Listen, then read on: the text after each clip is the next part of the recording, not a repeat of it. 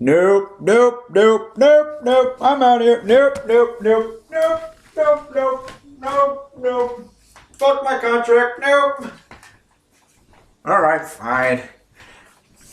I'm not saying that because it's a bad tank. I'm saying it because I never thought to live today or anything in World of Tanks to see a Borsig premium tank.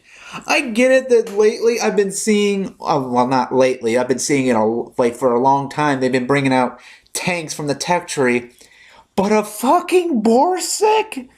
Just damn. Just damn. Like, seriously. It's like, oh my god, are you sick? Are you kidding me, Wargaming? Are you kidding me? Like, this is like, wow. But let's get into it and talk about like this. But is it going to be good? Is it going to be good though? Can it live up to the height of its Scorpion brothers or the actual legit Borsig itself? Well, let's take a look at that. First and foremost, let's talk about its armor, which is very quick. I can describe it real quick. It's got like nothing. There's obviously, if anyone knows the Borsig players like I do, they got shit for armor. They got nothing. And the mobility is slow on this, obviously, but we'll talk about all of this in our Proving Ground video to show you everything that you need to know instead of me talking about it. Alright guys, here we are. I'm going to be showing you how to basically do this. Now first and foremost, let's talk about its reloading thing. Obviously it's a 41 seconds on paper. For the good crew, I got it up to like 38 point, I think 50. We'll see in a minute when it reloads, but in the meantime, yes, in case you guys are wondering, this is an autoloader. It's a 3-clip autoloader that's able to do almost 1,200 damage low roll or 1,000, nearly 600 for high rolls. This is a really devastating tank for firing and stuff. So I got down to 38.44 with the Brotherhood of Arms and a good crew. Now the German crew I got in here is obviously the best German crew I got. Now, the problem is you don't want to be moving when you're driving around because you can see the grid out there. They can see you almost up to nearly, I would say, 4 to 5 grids over. Light tanks will spot you very easily. However, though, in a bush, let's see if we can hide in a bush and see how much we can lose off them.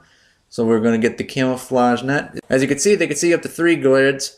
Pretty much when the camouflage and all that, you can see them up to 2 grids, making it really good at hiding. So keep that in mind if you want to like get a more extra thing. Use the camouflage thing, binoculars I use, enhanced gun lane drive. Those are the ones they give you in the ultimate thing. But the thing is though, I didn't want to pay that much money, so I got it myself, tested it, and it does work. The equipment pieces they ask you to put on it does work. Now let's see the speed of this.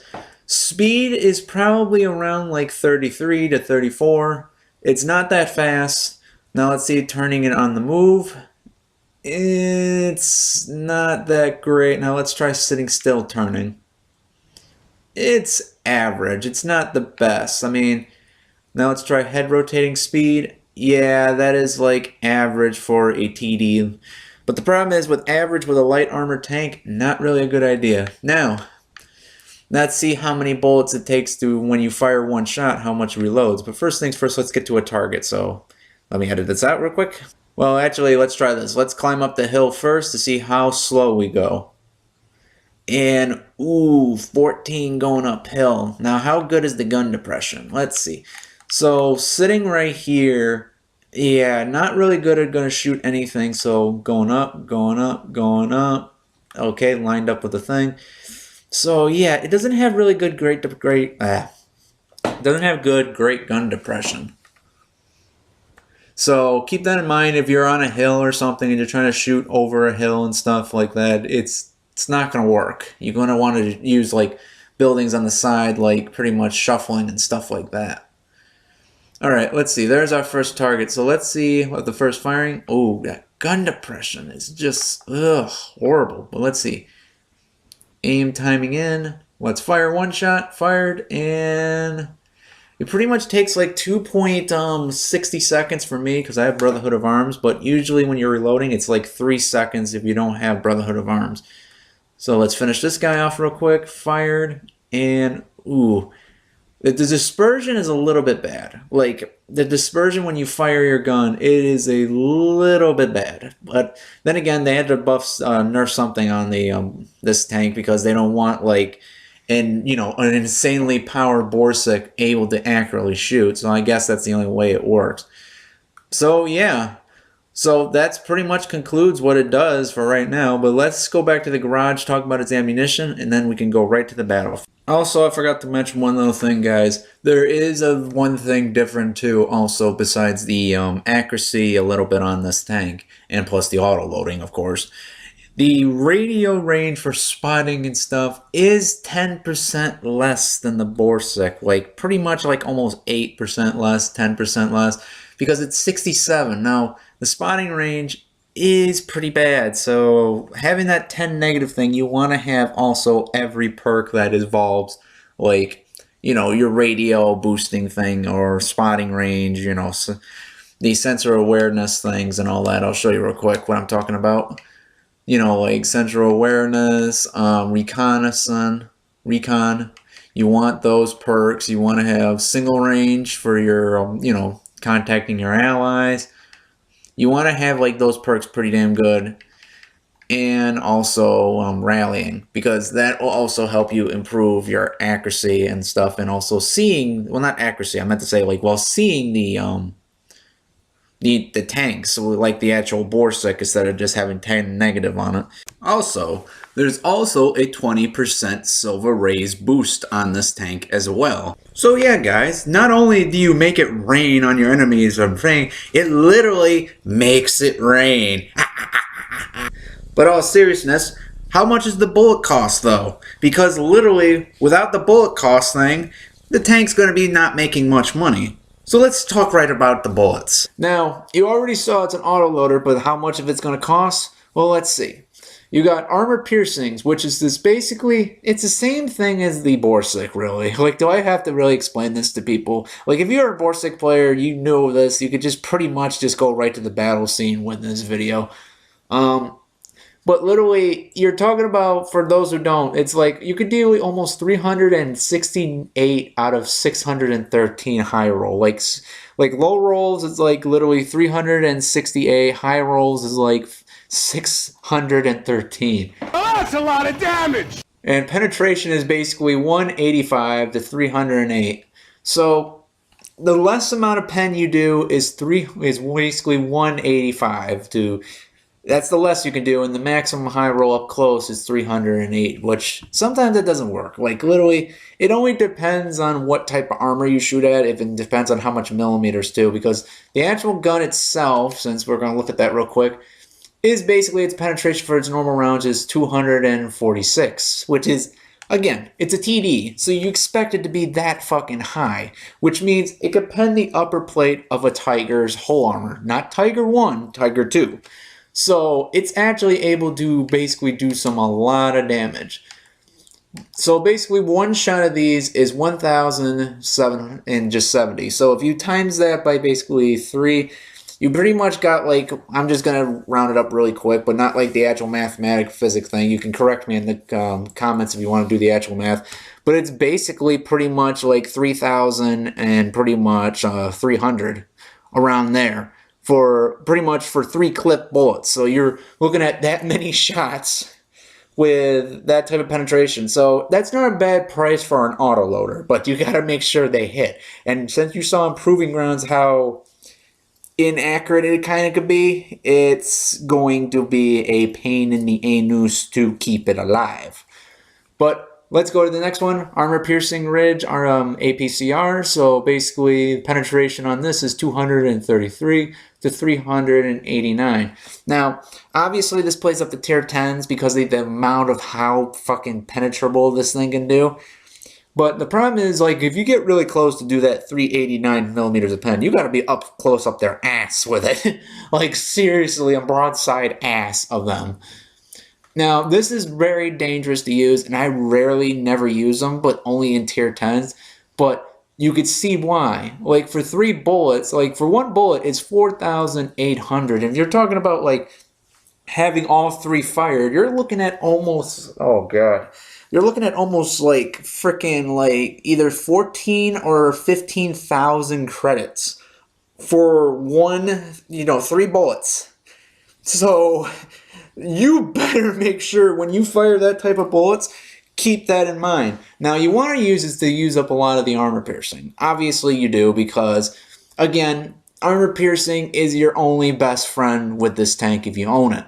But APCR, I would keep probably not as much as I do. I keep 13 just because I inaccurately shoot sometimes. So I would say probably keep around possibly 8. Because you got to think, that's a lot of fucking money you're firing out of that gun. And if you don't pen the tank, you're going to lose a lot. Oh, that's a lot of damage! So it's best to have it somewhat of a backup against, like, mouses and E100.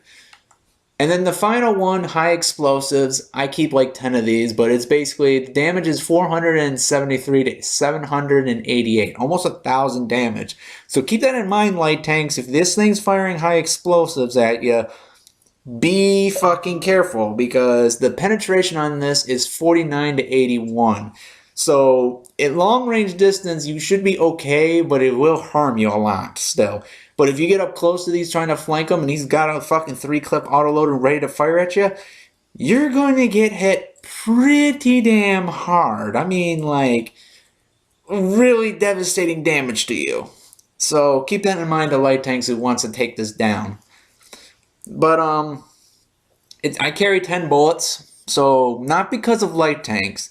I carry it because, like, say for example T-29s and all that, where I can't pen their heads easily if they're hold down position. I like to piss them off and just load the high explosives and then just pen the hell out of them if they're not moving for a long period of time.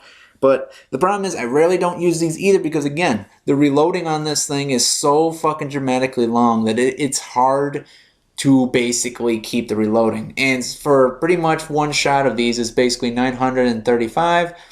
So if you pretty much put 3 on there, it's the same almost price as the armor piercing, a little bit less. I would say like 295, 290.50. Pretty much around there.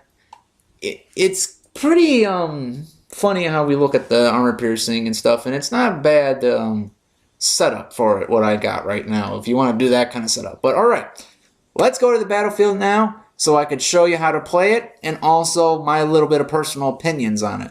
Now, first things first, now everybody knows that this type of tank, you need to have people with you. It obviously needs help since you can't have the equipment pieces to make it reload. There's no ventilation, no of the gun thing you can use to make it reload even 10 seconds less.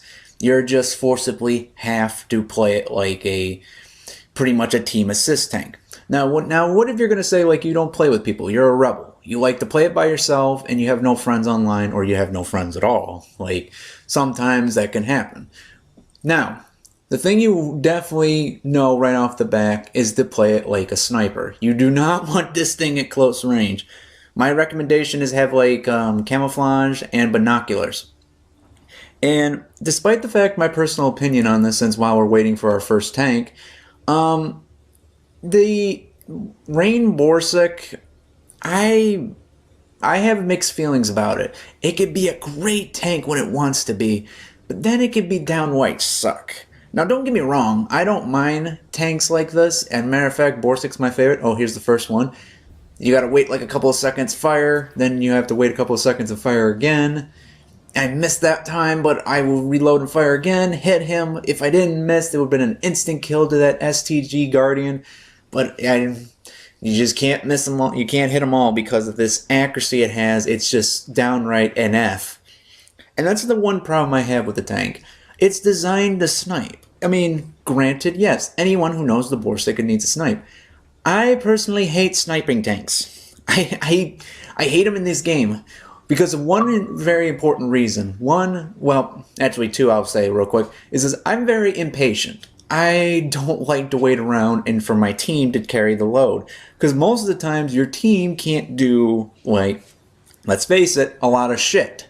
So if you're a well-experienced tank driving around with people who are just noobs, grinding, or just beginners, well, noobs and beginners are the same thing. It's like literally you have to depend on their survivability to last. Like right now, the city is like being overrun. I'm thinking to myself, oh fuck, it's like this is not going to end well. Now, I'm done locking onto the Craft Panther. Now, the other thing I just don't like about it is just like I played this game like with this tank like 35 times before doing this video to show you at least a good thing about it. Now, the rest of the videos were just complete garbage. I was able to pen 3 shots before anything, but it's usually down to bad teams. And there goes the STG Guardian. He was just sitting right over there. But as I was saying, it usually, and then this dickwad tries to push me. It's like, come on, buddy, can you just save like a fucking room for me too? And anyways, to me, it's just, I know a lot of people are going to give me hate mail for this, but I don't, it's like this Borsig is not the greatest, not like I'm saying damage-wise. Oh, fuck no. This thing just like fucking, if it hits, it kills like thing. This is like the Public Enemy 101 of a tank.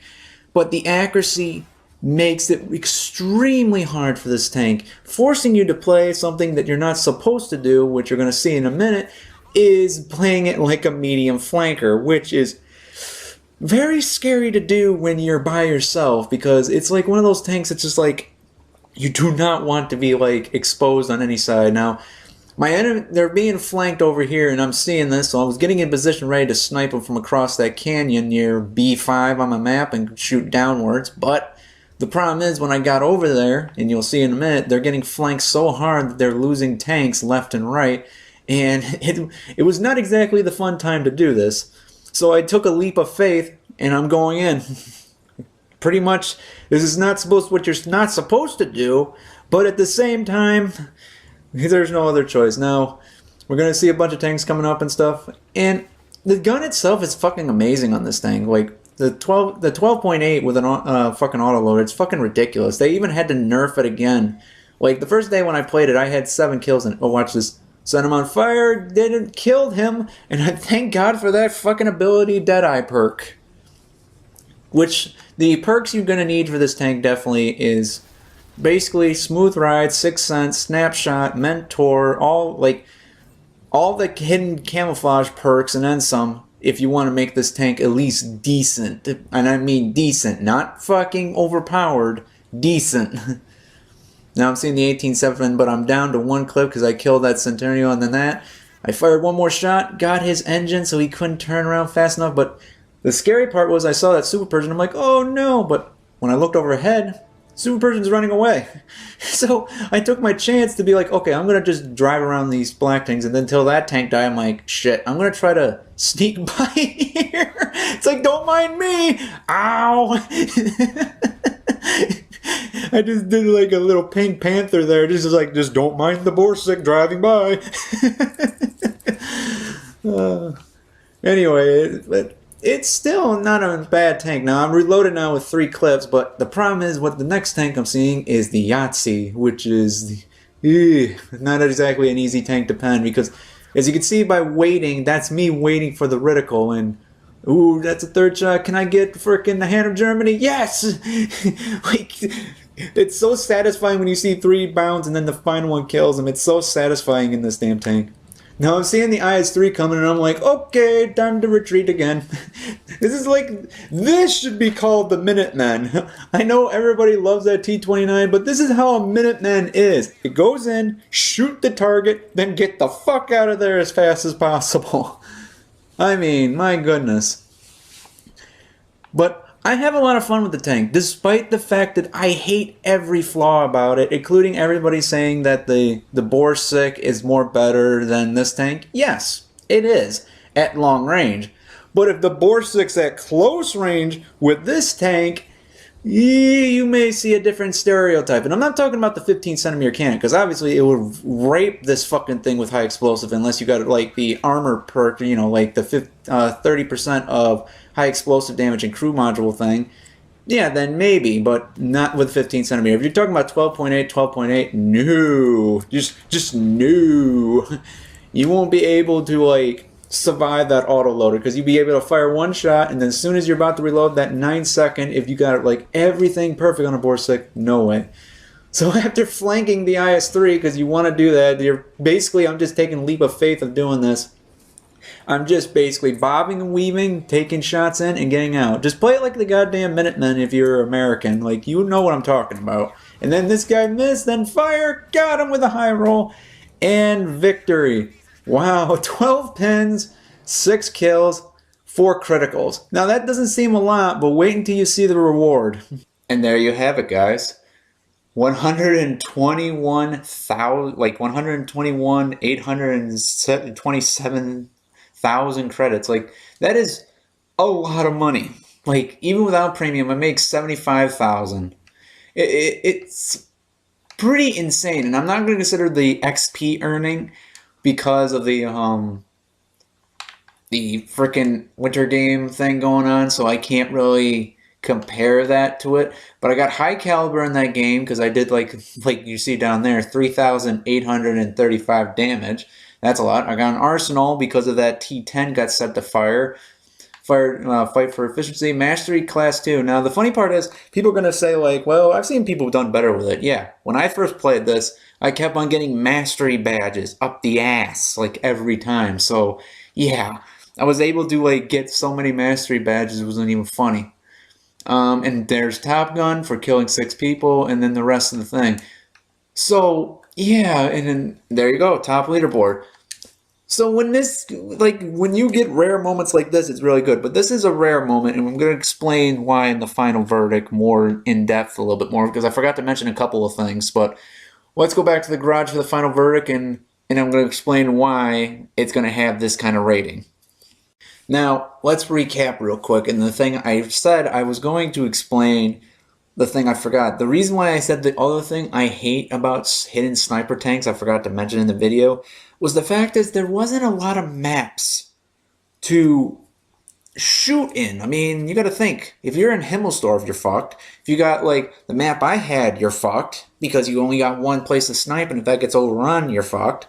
You got all these places where you're fucked, and then you got to be extremely fucking careful with them. And the problem is, it's like it's designed to snipe, and most of the times with the accuracy problem, it's pretty not good. So, my final verdict for this. Okay, let's recap.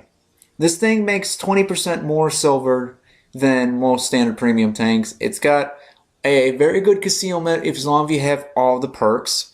The auto loading is amazing, but it has that long ass reload system and horrible dispersion and accuracy to the point where you have to be extremely careful with it. And it's not one of those tanks that you can brawl with. I mean, you can flank like you saw in that video, but it takes extreme amount of luck. So, the final verdict... Oops, sorry. This one's going to be hard for me because this is going to diverse people online because of how different this Borsig is and how much of a huge fan base the Borsigs are. Especially, they're the best, usually 9 times out of 10, people love playing the Borsig for pretty much being the light armor heavy hitter, which is fine because I can understand why people like it. It's not a bad thing. However, due to the fact that it has horrible aim time and stuff like that, and dispersion's a little bit bad, plus the 38-second reload if you got a good crew, and that's with Brotherhood of Arms, but it's 41 seconds if you don't, it's going to suffer a lot. So my rating, and as much as a lot of people are going to give me shit about it, is literally a 7.5 out of 10. Like I said, I get what your guys are going to say. I know all of you are going to be so angry down in the comments, giving me a slightly above, little bit average tank. But you got to really think about this, guys. If you have no groups, and if you have a group, then you can probably raise it up another point to 8.5 out of 10. If you got a really good group. Otherwise, if you're by yourself, you have to so heavily rely on team. So fucking heavily rely on team to the point where you don't even know if it's going to keep you alive.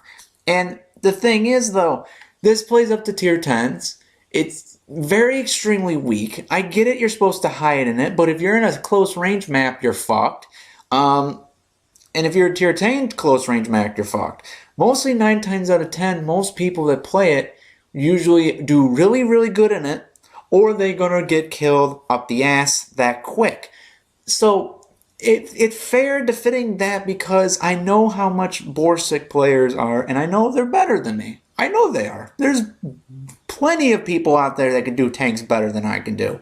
But my point is, like, for every game I've been playing this, for the last 40 games I've been playing this goddamn Iron Rain, I've been noticing really quick, no matter how good your talents can be, it only depends on frickin' RNG luck. You gotta be lucky enough that they can get on your broadside to where you can shoot them. You're lucky enough that if they can hide from any light tank, or lucky enough if you have a good team that won't commit suicide. Because the problem with World of Tanks, it's now becoming a brawl fest. Brawl fest and flanking. Rarely sniping comes into value, and I get it. I know in higher tiers it works perfectly, so maybe if you get this into a 9 or almost a 10, you could probably do well if it's a long range map, but if you're close range, you're fucked, like I said.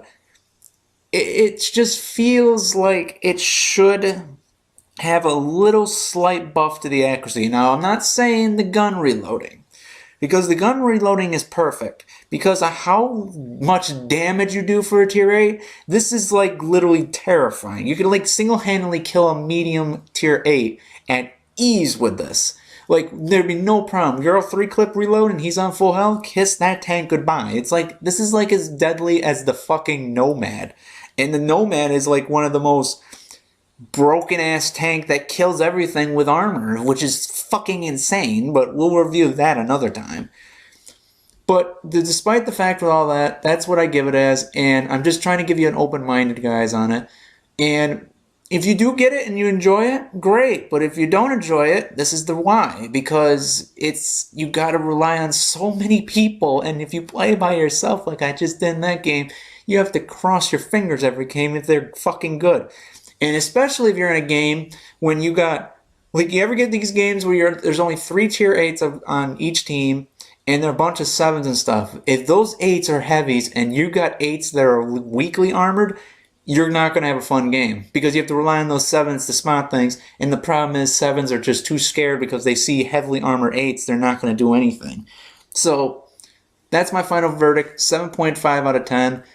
I hope you guys enjoyed if you got it. And if you don't, I'm sorry that you guys had to get it. I wish I got this review out faster. But I hope that this gives you a little bit light on it, and hopefully you can enjoy whatever else comes out. I got a lot more tanks reviewed coming out shortly, guys. I mean, I got also the T-32 Proto I'm going to review, which God fucking help me. And plus, we got a Thunderbolt Sherman coming out soon. So, I'll see you looking forward to that pretty soon. But until then, guys, you all have a great day, and thank you all so much for watching, and I'll see you comrades at the next video. Alright, guys.